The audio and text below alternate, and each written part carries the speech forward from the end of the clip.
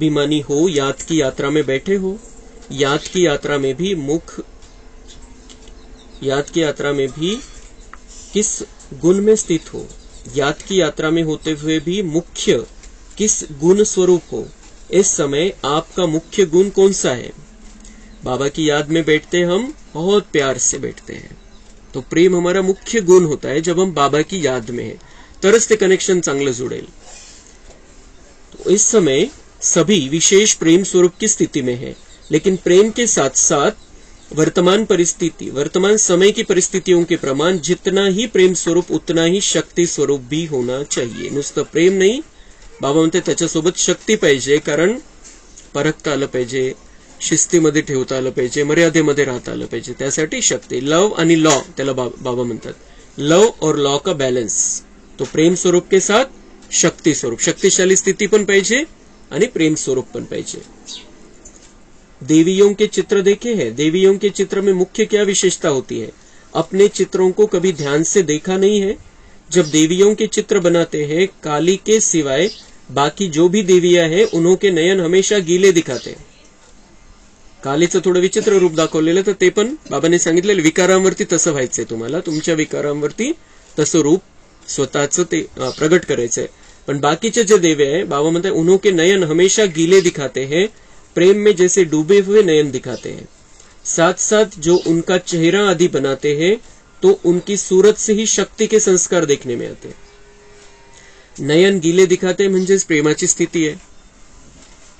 जी स्थिती आहे ते आपण जे मूर्तीच्या चेहऱ्याकडे जर बघितलं तर प्रेम स्वरूप स्थिती आहे, पण तेवढंच शक्तिशाली पण वाटतो चेहरा। असं नाही की लूज आहे आणि मोहामध्ये, लूज चेहरा आणि मोहामध्ये, लूज स्थिती आणि मोहामध्ये, प्रेम स्वरूप आणि शक्ती स्वरूप। पुन्हा देवींचे चित्र आपण जाऊन बघायचे। प्रेम स्वरूप आणि शक्ती स्वरूप स्थिती, शक्तिशाली स्थिती आहे, शक्तिशाली आत्मा पण तेवढीच प्रेम पण आहे।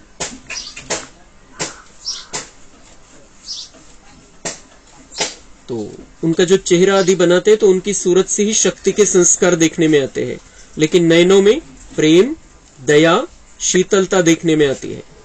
चेहऱ्यावरती शक्ती आणि बाबा म्हणते डोळ्यामधून प्रेम, शीतलता आणि दया लक्षात दिसतं तसं। मातापन के प्रेम के संस्कार इन नयनों से दिखाई पड़ते हैं। उन्हों के ठहरने यानी बैठने का ढंग या सवारी अस्त्र शस्त्र दिखाते हैं, वह शक्ति रूप प्रकट करता है। बसलेलं दाखवलेले ती शक्तिशाली स्थिती आहे, हातामध्ये अस्त्रशस्त्र दाखवलेले ती शक्तिशाली स्थितीची निशाणी आहे, पण डोळ्यांमधून बाबा म्हणताय प्रेमच दिसतं। तो ऐसी हमारी स्थिती होनी चाहिए। सगळ्यांविषयी प्रेमाची दृष्टी, पण स्थिती आपली शक्तिशाली। म्हणजे जे विकारी आहेत आत्मे त्यांना पण आपल्याला परखता आलं पाहिजे।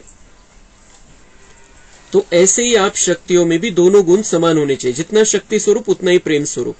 अभी तक दोनों नहीं है, कभी प्रेम की लहर में, कभी कभी शक्ति स्वरूप में स्थित रहते हो। दोनों ही साथ और समान रहे, यह है शक्तिपन की अंतिम संपूर्णता की निशानी। शक्तिपन की अंतिम संपूर्णता की निशानी प्रेम और शक्ती। प्रेमळ स्वरूप, स्नेह स्वरूप आणि त्यासोबत शक्तिशाली स्थिती, ही आपली स्थिती बाबा म्हणताय अंतिम संपूर्णता की निशानी। अंतिम वेळेला जो विनाश काळ असेल तेव्हा सगळ्यांना साक्षात्कार होणार आहे। ह्याच तर त्या देव्या आहे ज्यांची आपण भक्ती मार्गामध्ये पूजा करत आलो। आपल्याद्वारे हे साक्षात्कार होणार आहे त्यांना। तो ये अंतिम संपूर्णता हमारी यही है कि हम शक्ति स्वरूप देवी स्वरूप बन जाए, दिव्य स्वरूप बन जाए, प्रेम स्वरूप बन जाए।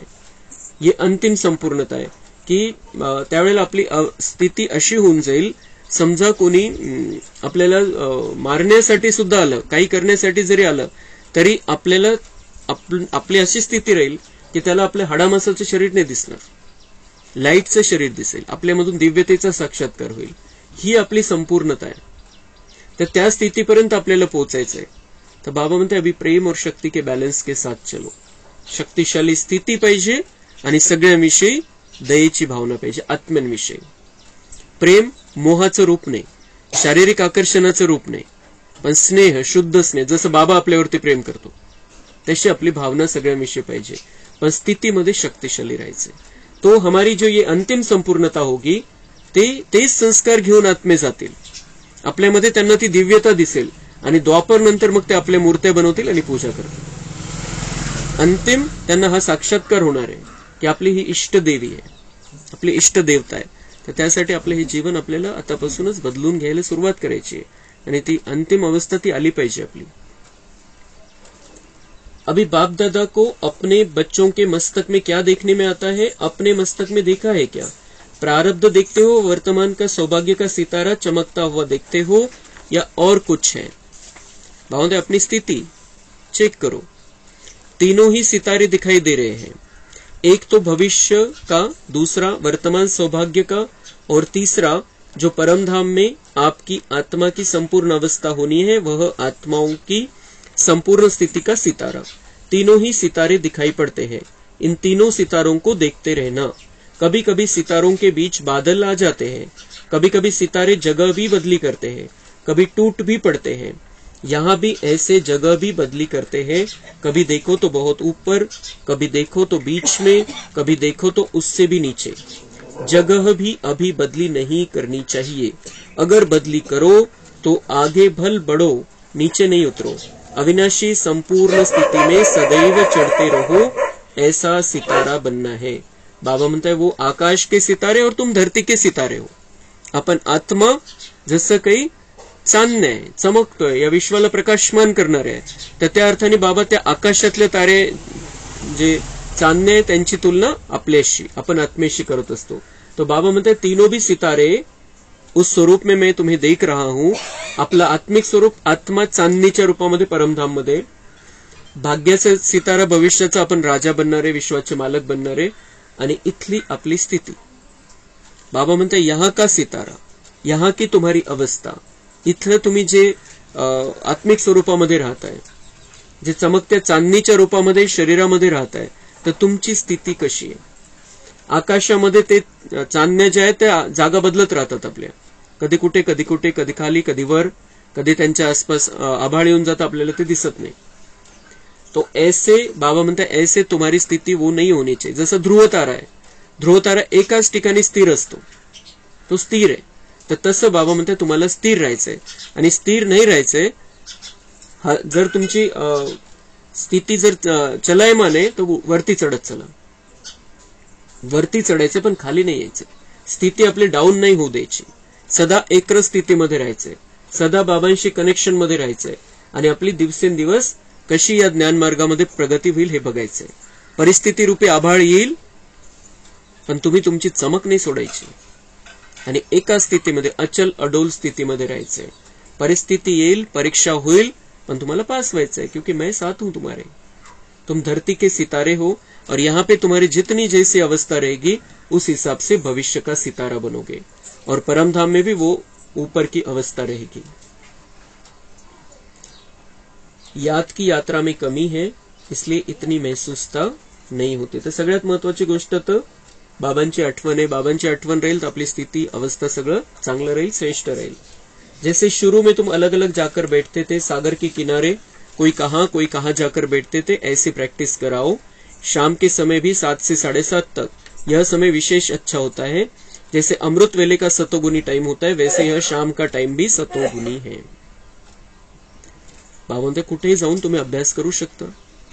वेगवेगळ्या ठिकाणी जाऊन, शेतामध्ये, सागराच्या किनारी, नदीच्या किनारी जाऊन, किंवा वरती छतावरती, टेरिसवरती, कुठेही झाडांच्या खाली, कुठेही जाऊन तुम्ही अभ्यास करू शकता. म्हणजे वेगवेगळे व्हायब्रेशन येतील आणि वेगवेगळ्या ठिकाणी सेवा होईल, आणि आपल्याला थोडंसं चेंज होईल. तर त्या हिशोबाने बाबांमध्ये कुठेही जाऊन तुम्ही बाबांच्या आठवणीमध्ये स्वतःला सेट करू शकता. याच्यामध्ये अमृत वेले इतकंच महत्व बाबा म्हणताय संध्याकाळचं नुमाशामचं. तशी 6:30 पासून वेळ सुरू होते नुमाशामची. बाबा 7 से 7:30 का जो समय है वो बहुत सतोगुनी समय. जितकं अमृत वेलेचं समय आहे तसंच 7 ते 7:30चा समय पण बाबांनी सांगितलेला आहे. कारण त्या काळाविषयी म्हटलेलं आहे, दुनियेमध्ये पण म्हटलं जाते की फरिश्ते सैर पर निकलते हैं शाम के समय. तर खास असतं की अमृत वेला आपला पॉवरफुल तेवढा होत नाही, तर नुमाशामचा आपण खूप पॉवरफुल उपयोग करून घ्यायचा आहे. 7 ते 7:30 ते 7:30, त्याच्यामध्ये 7 ते 7:30 विशेष आपल्याला त्याचा खूप चांगला फायदा करून घ्यायचा. अमृत वेलेला आपण बाबाच्या कमऱ्यामध्ये येऊन बसू शकतो, कुठे जसं आपल्याला शक्य आहे, पण 7 ते 7:30चा पूर्ण उपयोग, पूर्ण फायदा आपल्याला करून घ्यायचा आहे. कारण बाबा म्हणताय अमृत वेले इतना ही उसका महत्व आहे. दिवसभराच्या कामामधून मोकळे झालेलो असतो, फ्री असतो, तर त्या हिशोबाने पण आपण त्या टायमिंगचा उपयोग करून घेऊ शकतो. आणि त्या टायमिंग मध्ये जे अमृत वेलेलं जे होईल तेच आपलं त्या टायमिंग मध्ये होऊ शकतं. दुसरी गोष्ट, अमृत वेला आपण स्वतःसाठी केली, स्वतःसाठी शक्ती भरतोय आपण, आणि नुमाश्यामला सगळ्यांची सेवा करू शकतो असंही करू शकतो. किंवा मग अमृतवेला जर पॉवरफुल होत नाहीये तर अमृतवेलेसारखंच नुमाश्यामला आपण आपल्यासाठी स्वतःसाठी पण योग करू शकतो. आणि थोडं आपण किरण पण, आपण जसं आपल्यासाठी पण करतोय तर किरण तर पसरतात सगळीकडे. पण त्या वेळेचं महत्व आजपासून आपण लक्षात घ्यायचंय. हे या मुरलीमध्ये बाबांनी सांगितलेलं जे महत्व आहे, अमृत वेला इतना ही सतोगुनी टाइम होता है वो. योग के सब्जेक्ट में बहुत कमी है. बाबा म्हणते हैं योग वाढवा, बाबा की याद में बैठना शुरू करो. चलते फिरते तो होता ही है, करना ही है, लेकिन जो हमें स्पेशल बाबा को याद करना है वो बैठकर होता है. यह तो जीवन में अतीन्द्रिय सुख का अनुभव करना है ना, उस समय ऐसे समझो जैसे की बाप दादा के निमंत्रण पर जा रहे हैं. बाबांच्या आठवणीमध्ये बसायला जायचंय आपण, तर असं समजा की बाबाने बुलाया है, बाबा का निमंत्रण है. कोणी आपल्याला एखाद्या जर आमदारांनीच बोलवलं असेल साध्या, की तुम्ही या, मला तुमच्याशी बोलायचंय, तर आपण किती आनंदाने जो आमदारांनी बोलवलेलं आहे, और ये तो सारी दुनिया का कन कन का मालिक है, वो बुलाता है, वो रोज बुलाता है. आमदार तो एखाद्या वेळेस बोलवेल 5 वर्षामध्ये, लेकिन भगवान हमें रोज का टाइम दिया है, रोज बुलाता है. तर बाबांनी खूप चांगली युक्ती सांगितली, योग मध्ये असंच नका जाऊन बसू, असा विचार करून जा की बाबाने बुलाया है, बाबा का निमंत्रण है. अजून स्पेशल आपण त्या भावनेने जाऊ आणि चांगल्या स्थितीमध्ये आपला योग होईल. जैसे बाप दादा सैर करने आते वैसे बुद्धि योग बल से तुम सैर कर सकते हो. जब याद की यात्रा का अनुभव करेंगे तो अव्यक्त स्थिति का प्रभाव आपके नयनों से, चलन से प्रत्यक्ष देखने में आएगा. जितकी आपली स्थिती चांगली तितकं परिवर्तन आपल्यामध्ये दिसेल. योग करतानाची स्थिती, त्याचं परिवर्तन प्रैक्टिकल मध्ये दिसेल. एक बात खास ध्यान में रखनी है कि एक दो के संस्कारों को जानकर एक दो के स्नेह में एक दो से बिल्कुल मिलजुल कर रहना है. मग प्रैक्टिकल मध्ये काय दिसलं पाहिजे? बाबा म्हणता है योग का प्रभाव, योग कर रहे हैं, बहुत अच्छा योग किया, बाबा से मिलके और इधर आके झगड़ा कर रहे हैं. तो बाबा म्हणता है ऐसे नहीं, एक दो के स्नेह में एक दो के बिल्कुल मिलजुल कर रहना है. भले संस्कार मिलन करत राहायचंय, कोणाचं काय असेल, कारण आपला हिशोब आहे, मागचे हिशोब बाकी आहे, आणि मागचा आपला स्वभाव संस्कार आहे. त्यामुळे आपल्या समोर काही गोष्टी येतील ज्याच्यामध्ये आपला मतभेद राहील, मतभिन्नता राहील, पण बाबा म्हणताय संस्कार मिलन करते चलो, हर बात को शांति से लेना सीखो. जैसे कोई से विशेष स्नेह होता है तो उनसे कितना मिक्स हो जाते हैं, ऐसे ही सभी को एक दो में मिक्स होना चाहिए. जब कुमारियां ऐसा शो करके दिखाएंगी तब फिर और भी कुमारियां सर्व्हिस करने के लिए निमित्त बनेगी. बाबा म्हणताय कुमारीच्या द्वारे तर जास्त सेवा होऊ शकते, दुसऱ्या कुमारी पण या ज्ञानमार्गामध्ये येऊ शकतात, तुमची जर तशी स्थिती असेल. और जो निमित्त बनता है उनको उसका फल भी मिल जाता है. निमित्त बनतं असं नाही की त्याचा आणि बाबाचा आहे, पण हिशोब त्याचा शेअर पण त्याला मिळतो, जो निमित्त बनतो कोणाला ज्ञान मार्गामध्ये आणण्यासाठी. आप शोकेस हो अनेक कुमारियों को उमंग, उत्साह और उन्नति में लाने की. कई कुमारियों की उन्नति के निमित्त बन सकते हो, अपनी हमजिन्स को गिरने से बचा सकते हो. कुमारियों के साथ बाप दादा का काफी स्नेह है, क्योंकि बाप दादा परम पवित्र है और कुमारियां भी पवित्र है, तो पवित्रता को खींचती है. वर्तमान समय मुख्य विशेषता यही चाहिए. हर एक महारथी का फर्ज है अपना गुण औरों में भरना. जैसे ज्ञान का दान देना होता है वैसे गुणों का भी दान करना चाहिए. जैसे ज्ञान रत्नों का दान करते हो इसलिए महारथी कहलाए जाते हो, वैसे गुणों का दान भी बहुत बड़ा दान है. ज्ञान देना तो सहज है, गुणों का दान देना इसमें जरा मेहनत है. गुणों का दान कैसे देना है? वागण्या बोलण्यातून, आपल्या विचारातून, भावनेच्या द्वारे. ज्ञान तर ज्ञानाचे पॉइंट तर आपण सांगू शकतो, पण बाबा म्हणताय गुण, तुमचे गुण दिसले पाहिजे, गुणांच्या द्वारे ज्ञान द्या. अच्छा, ओम शांती.